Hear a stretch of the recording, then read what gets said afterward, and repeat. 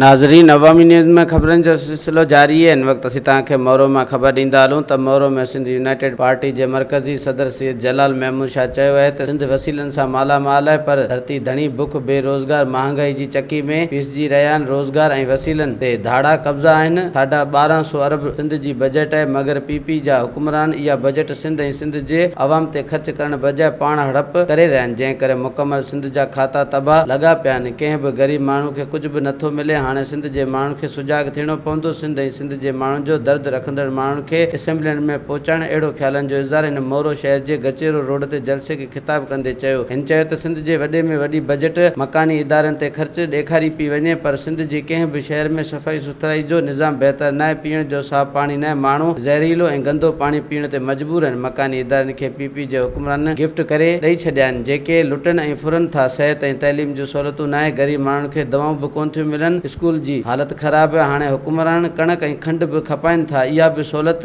ग़रीबनि खां खसिजी पई वञे। वधीक ख़बरनि ऐं तफ़सील जे लाइ विज़िट कयो असांजी वेबसाइट awamiNewsHD.com ऐं ॾिसंदा रहो अवामी न्यूज़ HD।